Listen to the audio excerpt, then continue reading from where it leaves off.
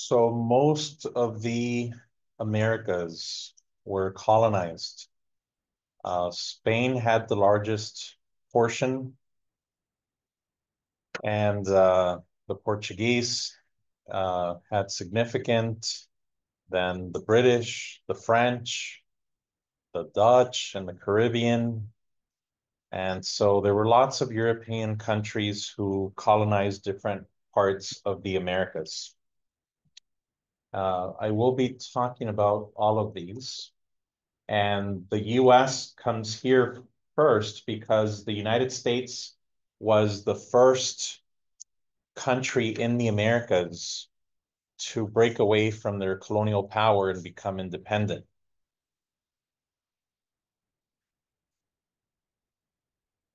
Now, one of the things we're going to learn about, like I mentioned at the beginning of the semester, is that we're going to learn about things that are familiar, but from a different perspective, from Latino, or in this case, Hispanic perspectives. And one of the things we're going to learn in this class is that Latinos or Hispanics, Spanish Americans have participated and contributed to every war that the US has been involved with, starting with the War of Independence. And so that's what we're touching on today with this part, Hispanic contributions, beginning with the War of Independence.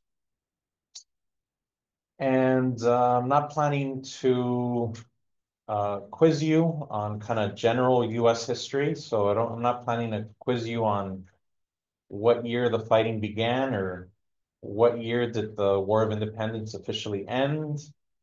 But this is just for sake of reminder and contextualization of what period we're talking about.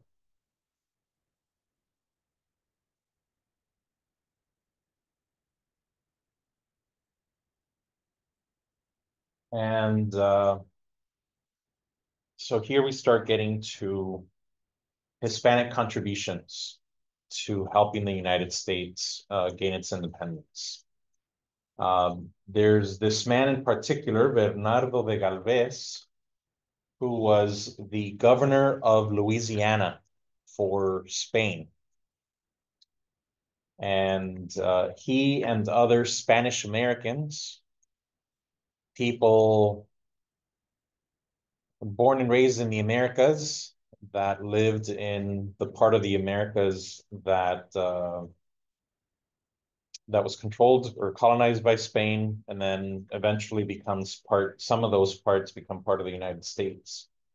So in 1777, he was governor of Spanish Louisiana, and Galvez, Spain, and Spanish Americans would help the United States defeat the British, initially in secret, giving them supplies and giving them loans. Once Spain officially declares itself on the side of the United States against Britain, then they openly also start fighting against the British. They fought against the British, especially in the Gulf of Mexico, in Mobile, Alabama, Baton Rouge, Louisiana, Pensacola, Florida. And so one example of Spanish Americans or Hispanics and Spain helping the United States gain its independence. Eventually, he founds a town of his own named after him, Galvez Town. And I think that's modern day Galveston in Texas.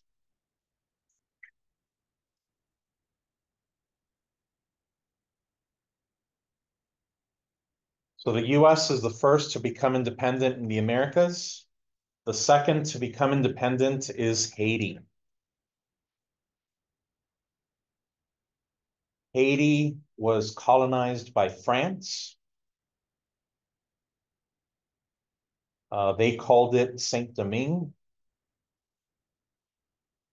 Well, I actually don't know how they pronounced it in French. So,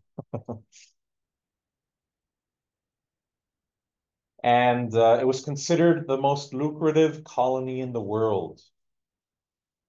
They would uh, plant and harvest sugarcane, and it's known as one of the places that had the harshest slavery.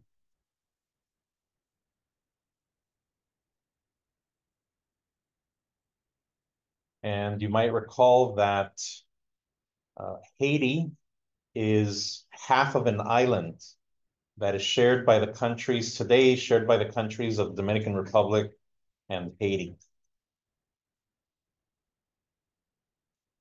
So the people who fought for independence in Haiti, starting in 1791, were were overwhelmingly Black people, and the majority of which were former slaves. And so they were very literally fighting for freedom and liberty from slavery and from their colonial masters.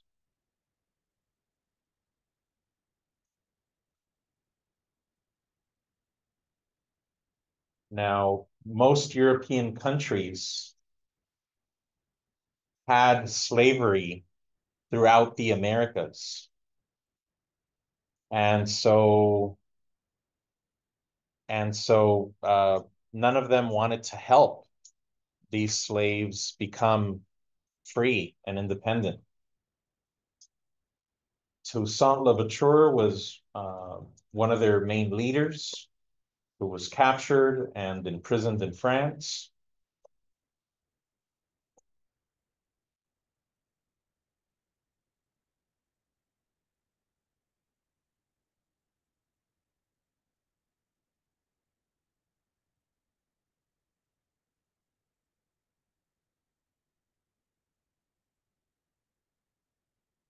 And another leader was Dessalines.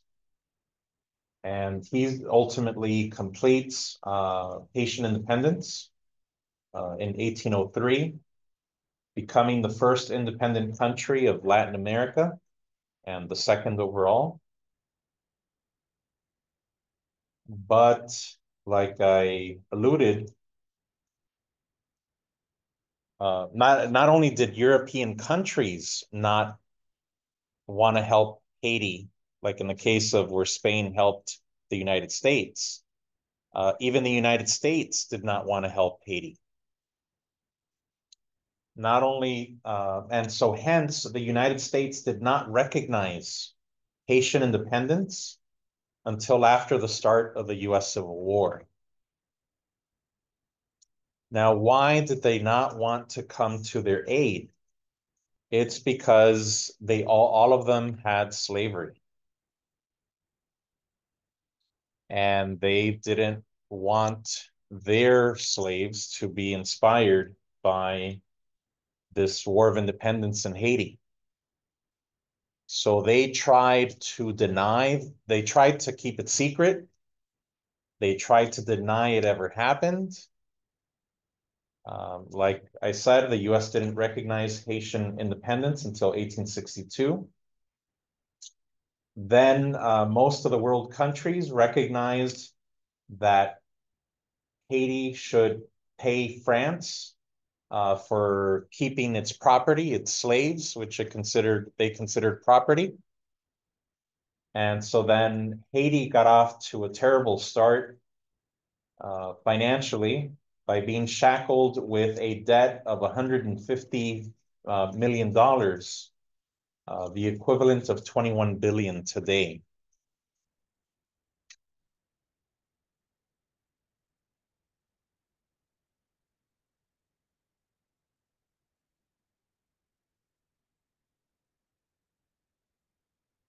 Then in the 20th century, the United States gave Haiti a loan for the debt they had.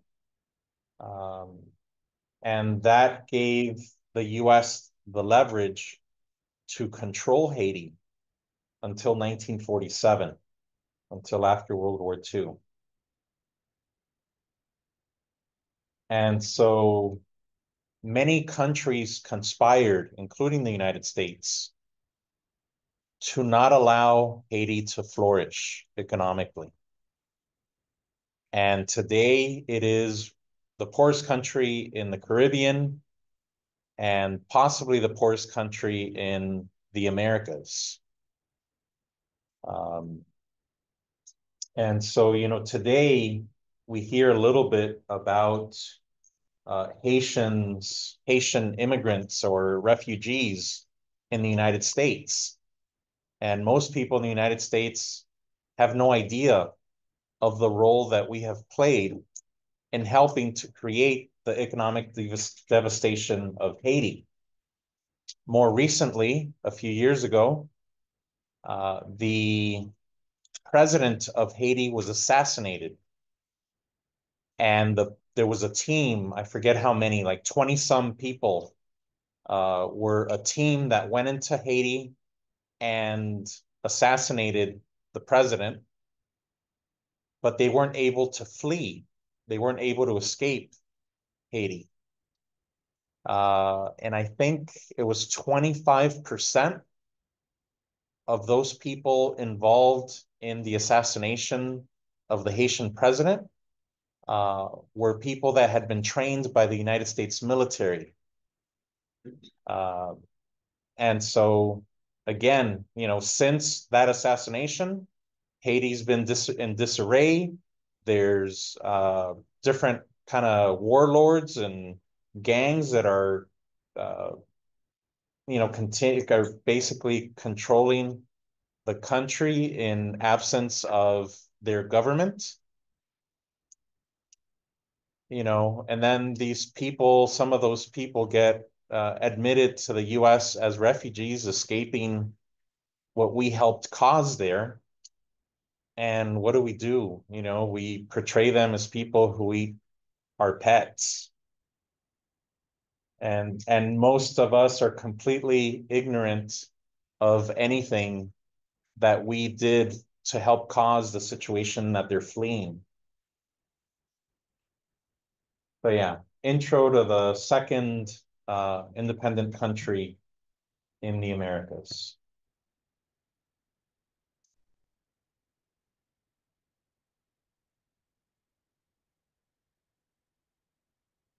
Moving on to Mexico. They have their War of Independence from 1810 to 1821.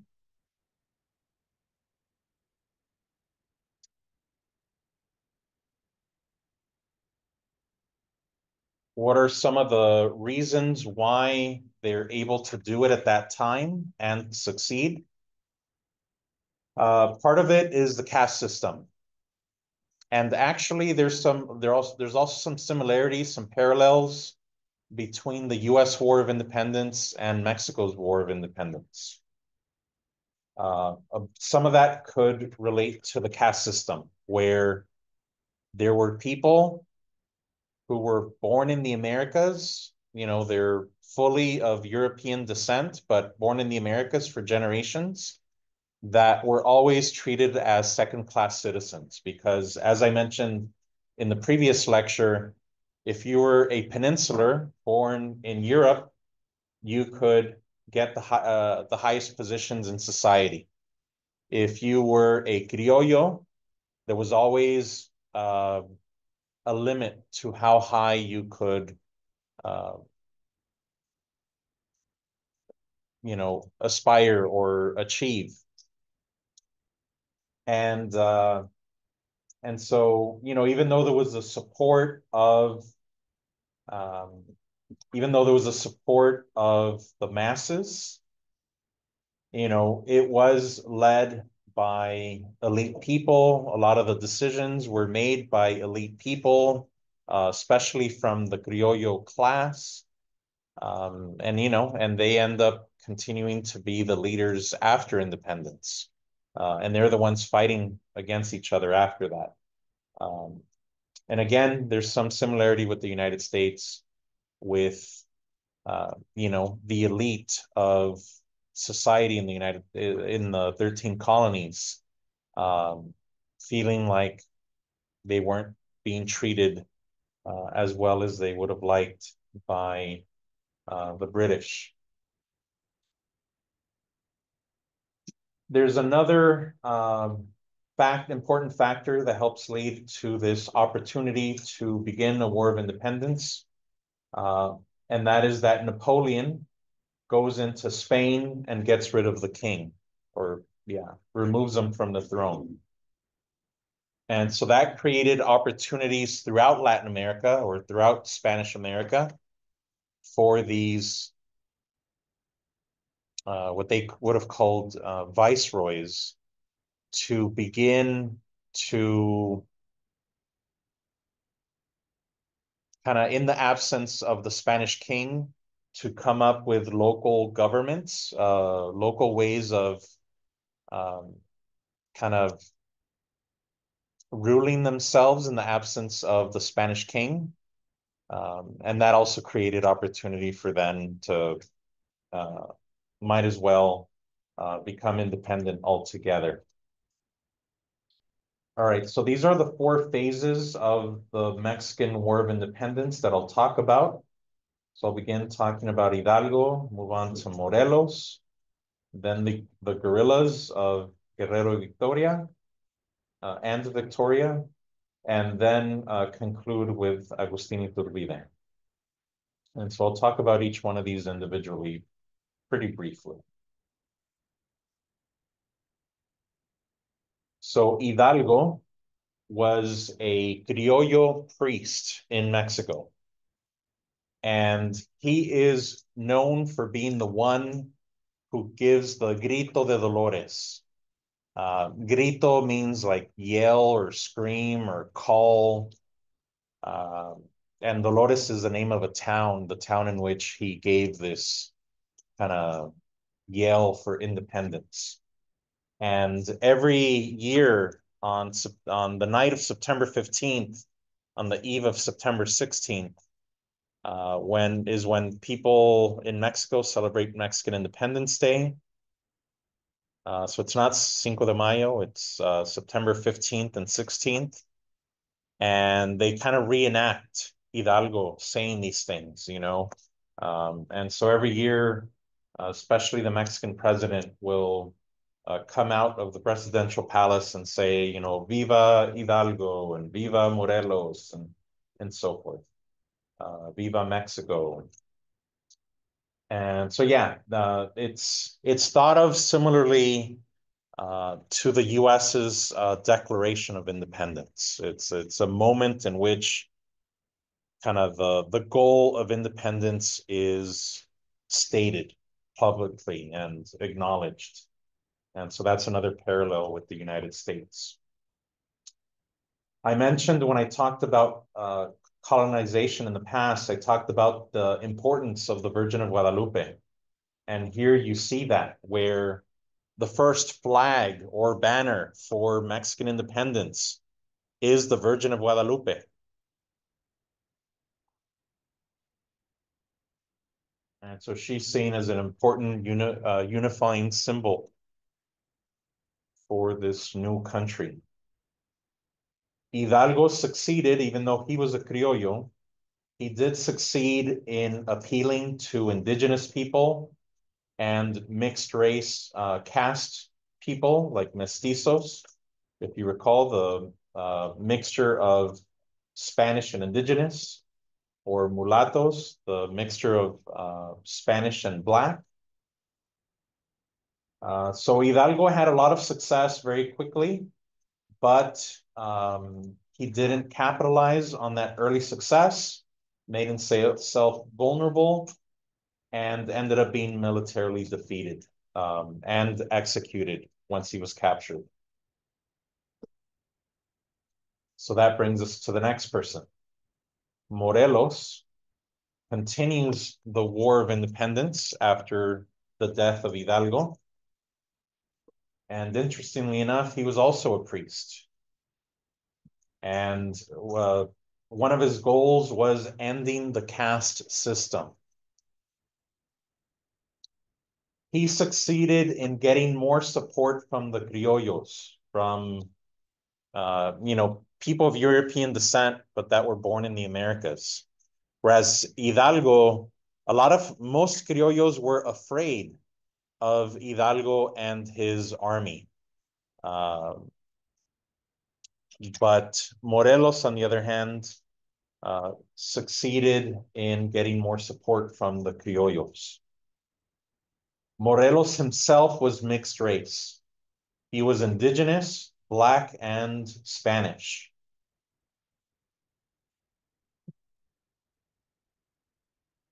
He was also ultimately captured and executed. And so that's the first half of this 11-year War of Independence. Our Hidalgo and Morelos do the first half.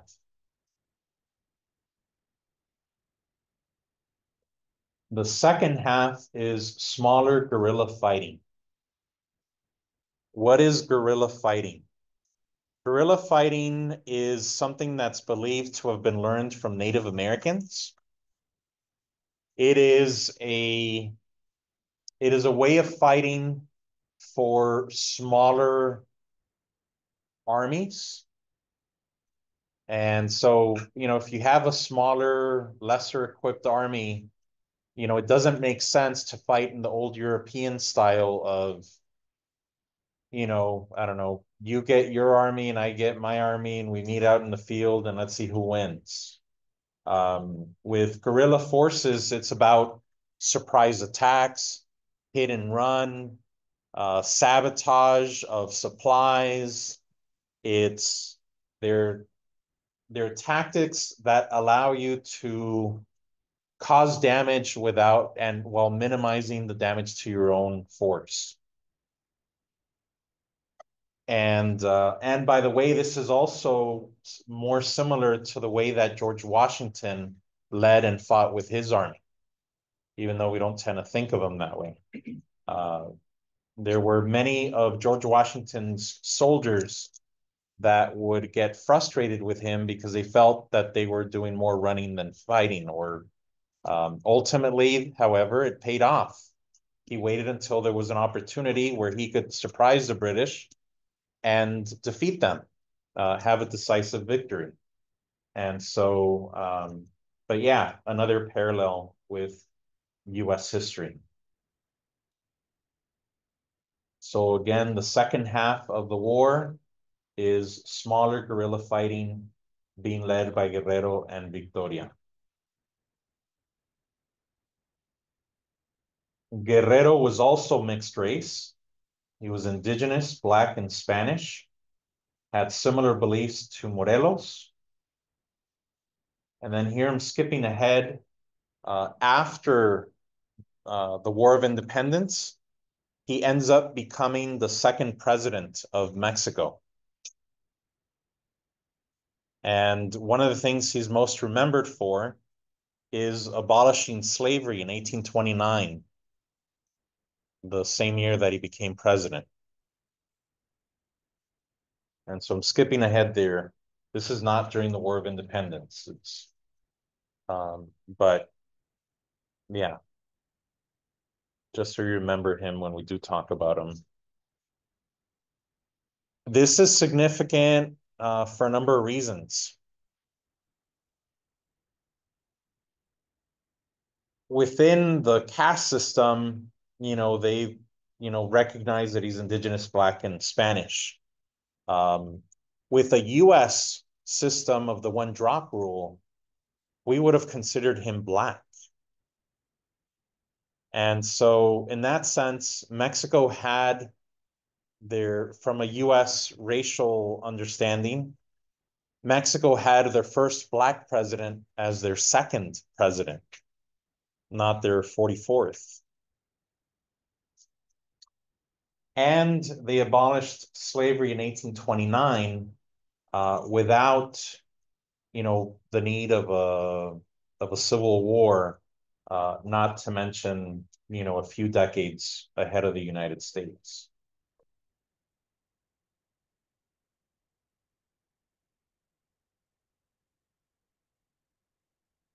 The other leader of the guerrilla fighting is Guadalupe Victoria.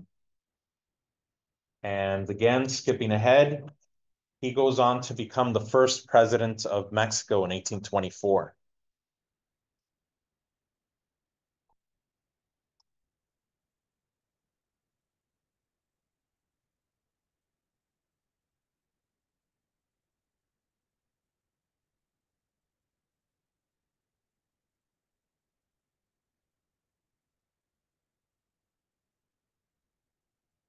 Now I introduce you to Iturbide. Iturbide was a criollo, but he was fighting in defense of Spain against those who wanted independence. But after years of not being able to defeat the people who were fighting for independence, like Guerrero and Victoria, he ends up deciding to switch sides, and not just switch sides, but create, bring an end to the fighting. So Iturbide in 1821 comes to an agreement with Guerrero and Victoria. It's called the Plan de Iguala, also known as the Three Laws, Las Tres Leyes. And in this agreement, they agree to become an independent country. So put an end to this war of independence. Then there's this kind of compromise between conservatives and liberals. The conservatives wanted to make Catholicism the official religion of the country. And so they did. That was a concession to the conservatives. And the liberals wanted an end to the caste system. And so that was a concession to the liberals. And so that's how they came to an agreement to become independent, officially as a Catholic country, and officially end the caste system. Remember, the caste system wasn't just about labeling people as being members of specific racial groups. They also limited what freedoms people could have, what roles they could play in society. And so officially ending the caste system at least theoretically, initially opened things up so that there could be more social mobility for people in general, regardless of their racial background or their caste. So they basically first make an agreement within themselves, and then later in that same year, they come to an agreement with Spain. The Treaty of Córdoba is considered to be the official end of the War of Independence between Mexico and Spain.